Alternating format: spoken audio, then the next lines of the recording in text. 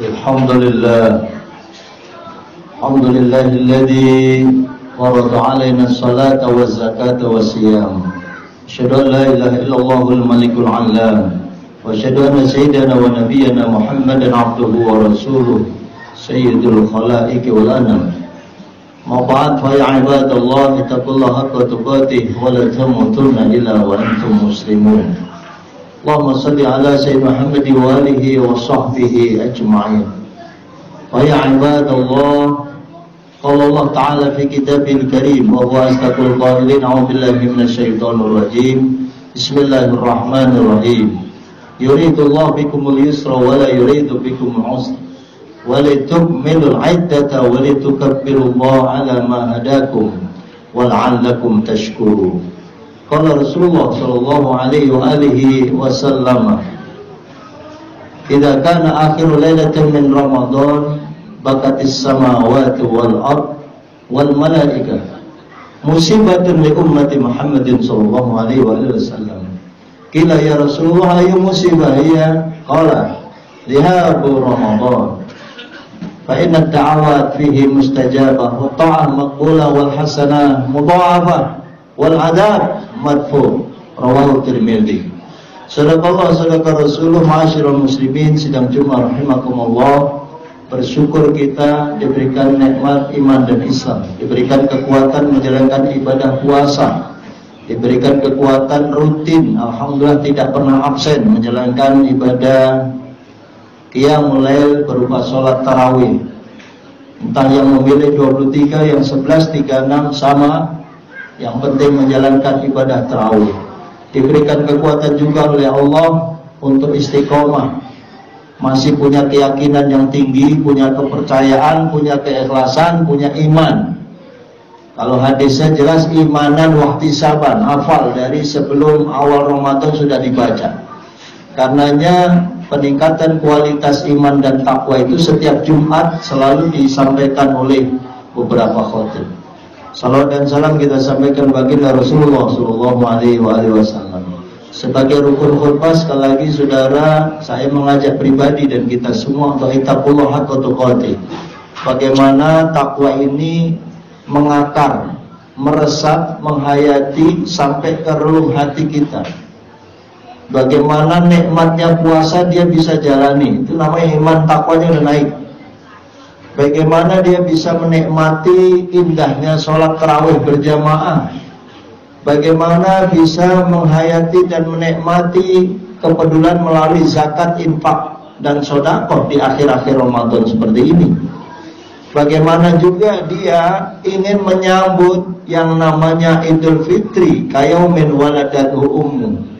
Bukan dengan kegembiraan, bukan dengan memperbanyak diri kita di mal-mal dan pasar, tetapi bagaimana justru terakhir di bulan Ramadan ini adalah semakin meningkat ibadah kita.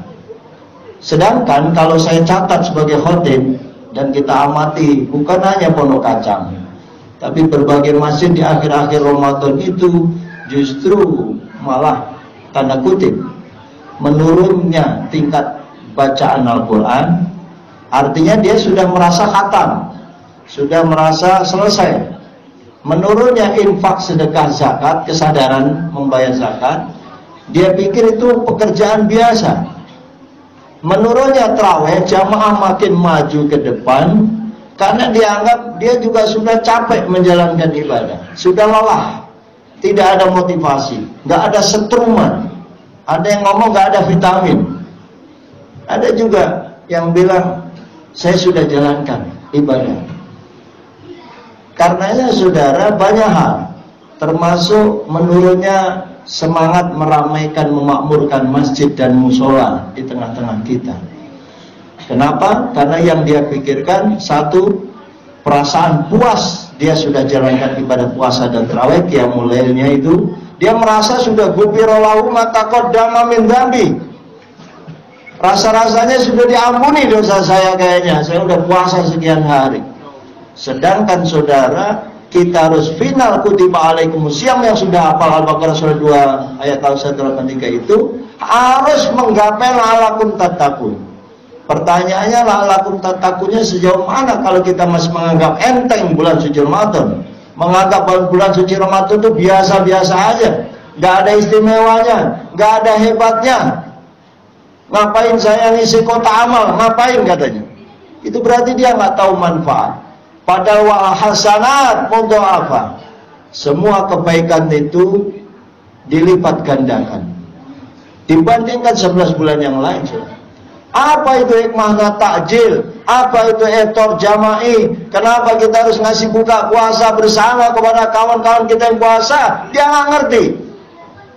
Maka kalau kita singkat ya kurang ilmu dalam konteks Ramadannya. Mestinya kajian 11 bulan harus ngaji kitab khusus membahas Ramadan. Kenapa harus tarawih?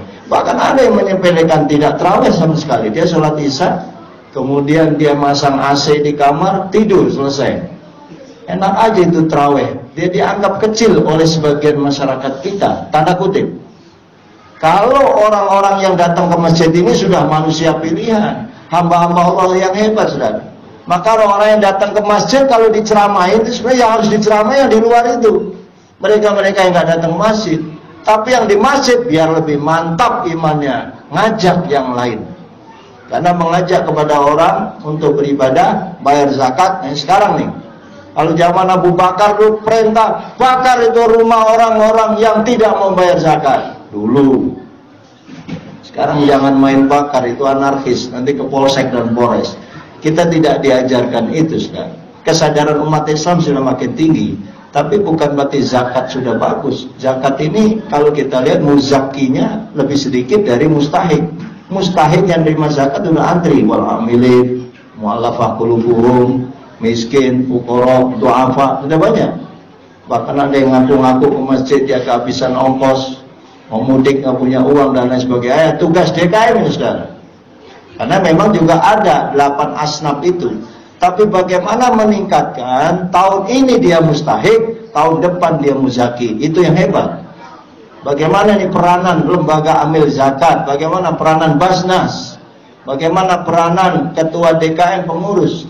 Ini memang tidak mudah sekali. Penyakit kita ini kalau ada urusan pembagian, yang kaya juga pengen dibagi. Tapi kalau daging kurban beda pasalnya. Tapi kalau untuk zakat ini ada fikih tersendiri. Karena kita tidak salah dalam membagi konteksnya zakat. Nah, zakat juga bisa digunakan sebagai untuk kemakmuran masjid. Bagaimana idarah, riayah, pengecetan, perawatan, AC, dan lain sebagainya, listrik. Imarah, riayahnya, bagaimana memakmurkan rutinitas pengajian-pengajian. Baik pengajian rutin, harian, mingguan, bulanan, dan lain sebagainya. Ini juga menjadi PR kita bersama, saudara. Karenanya dari kita untuk kita makmurkan masjid, isi kota amal, jangan pelit, bayar zakat, jangan dibawa pulang mudik. Kita makan di sini, bekerja di sini, penghasilan di sini, investasi di sini, tidur di sini, zakat bayar di sini. Bukan tidak sah bayar di Jawa Timur, di Jawa Tengah sah.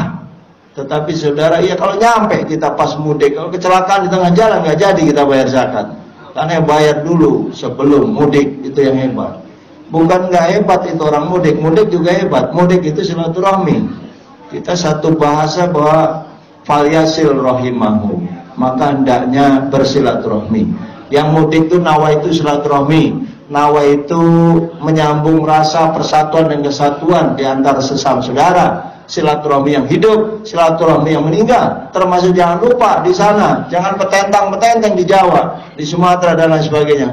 Tapi ziarahi kubur orang tua Anda, bapak ibu Anda yang punya peranan besar birrul walidain. Dan birrul walidain itu saudara, termasuk ketika orang tua kita sudah tiada. Itu baru ciri anak soleh, yada'ulah. Dan itu yang didambakan oleh kita semua. Kita punya generasi yang soleh dan solehah. Ketika kita tidak ada, nanti ada anak-anak kita minimal sudah tidak transfer makanan dan uang lagi, tapi transfer Al-Fatihah, transfer doa, transfer amal soleh. Ya Allah, saya infak di masjid ini untuk ibu saya fulan. Ya Allah, saya bangun masjid ini untuk ayah saya yang sudah meninggal. Nyampe sudah. Yang nggak nyampe dicoba aja meninggal dulu. Harus punya keyakinan doa itu nyampe, saudara. Doa itu nyampe. Karena doa itu perintah Allah. Ud'uni astajib lakum, doa dikabul oleh Allah. Nah kita Ramadan, indahnya Ramadan sebentar lagi akan hilang, akan pergi sudah. Ini sahabat kita, teman kita setiap hari, setiap detik. Ada yang memanfaatkan dengan duhanya rutin, baca Qur'annya berulang-ulang. Boleh jadi khatamannya itu ada target-target tertentu, maka ada target khataman. Zakat juga ada target-target. Tahun lalu saya bayar zakat berapa, tahun ini berapa. Ini saya karenanya mimbar khutbah ini memberikan motivasi dan semangat pada diri saya sendiri dan kita semua. Jamaah lingkungan dimanapun berada, penyakitnya satu saja. Ini sak makin gak ada. Nanti itu menjelang pengumuman pemerintah terkait sumu li ru'yatihi waqtiru li ru'yatihi. Lebaranlah kalau sudah melihat bulan. Jangan diumumin dulu lebarannya. Sekalipun secara teknologi kita sudah mendapatkan informasi bahwa di tanggal sekian itu nanti derajat bulannya baru 1 derajat, sehingga tidak bisa terlihat ketika ru'yatul hilal yang diadakan oleh berbagai teman-teman di provinsi. Tapi ingat saudara, bukan kemudian kecewa, ya saya sudah ru'yah hilal tapi saya nggak ngelihat hilal, rugi saya, makan, minum, ninggalin keluarga, pakai alat teknologi, anggaran berapa habis untuk ru'yah hilal, nggak ada masalah saudara. Karena ru'yatul hilal itu mengamalkan hadis Kanjeng Nabi Muhammad sallallahu alaihi wasallam. Sumu li ru'yati, ini hadis sudah. Jadi orang yang datang ru'yah hilal itu ibadah. Sebagaimana Anda datang ke masjid itu ibadah. Anda baca Quran itu ibadah. Anda nolongin orang yang kecelakaan itu ibadah. Ini malah perintahnya fi'il amar, sumu li ru'yati waftiru. Waftiru itu iftar dimaksud adalah Idul Fitri.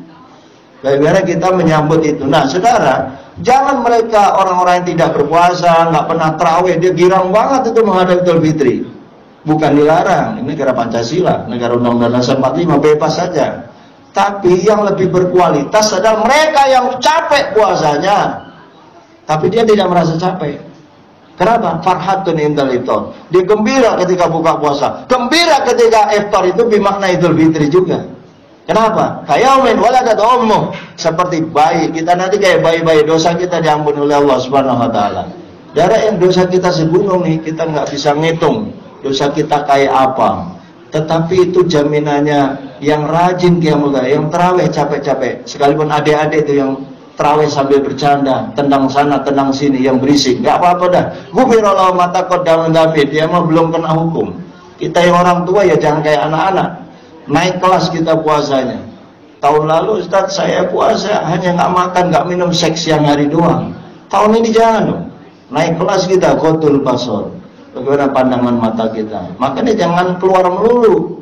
Idealnya orang puasa Ramadan ini memang tidak perlu keluar-keluar ke sana kemari, memang nggak jelas urusannya. Dan itu akan berbahaya. Tanda kutip pembatalan puasanya. Bukan soal makan minumnya saudara. Karena naik kelas puasa itu derajatnya bukan puasa orang yang awam, tapi juga khawas, naik kelas. Kalau khawasul khawas mah agak berat di kalangan kita, tapi khawas insya Allah kita bisa. Sidang Jumat yang dimuliakan Allah Subhanahu wa taala. Karenanya orang-orang tertentu yang merasakan nikmat. Memang kita nggak munafik, sifat kemanusiaan kita bukan malaikat, kita bukan nabi, bukan rasul. Kalau rasul, lau ta'lamu ummati ma fi Ramadan, la tamanu an takuna sanatu kulluha Ramadan. Itu rasul. Itu nabi, itu waliullah, tingkatan orang-orang khusus. Kalau boleh milih mah, tahu hebatnya bulan suci Ramadan, antakuna sanatu, menjadilah itu setahun kulluha Ramadan. Itu orang khusus, kanjeng Nabi, auliaillah, para anbiya dan juga para aulia. Kalau kita yang nggak munafik, ahlan wa sahlan, sebentar lagi alhamdulillah kita akan Idul Fitri, Lebaran akan tiba. Itu manusiawi, karena dia mempersiapkan diri, mau mudik sudah dipersiapkan segala macamnya. Nggak apa-apa, sedekah, silaturahmi, kasih itu namanya THR teman-teman kita di Jawa, di mana aja kita berada. Kalau yang nggak mudik, ya nggak usah bersedih juga. Kenapa? Farhatun indal iftar. Tapi saudara, sebelum mendapatkan derajat minal aidin wal faizin, minal aidin, min dari al aidin, orang yang kembali, wal faizin, orang yang beruntung. Siapa itu? Bukan mereka yang tertawa-tertawa, yang nggak pernah terawih, yang indah-indah aja, yang happy-happy aja. Bulan Ramadan masih asyik aja nyetel musik nggak karu-karuan.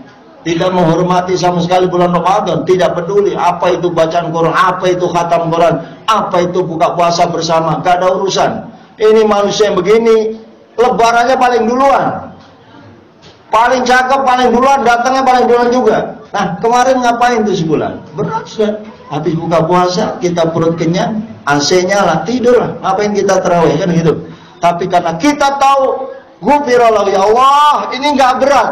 Terawih ini nikmat. Malam ini malam ganjil. Malam ini mudah-mudahan Lailatul Qadar. Kemarin sudah kita jumpai. Apa yang kita lakukan, saudara? S2 Ki DMI. S2-nya kita banyak sholat. S-nya sedekah. Q-nya Qurannya kita baca. Jangan aku udah khatam, Ustaz udah 2 kali khatam. Baca.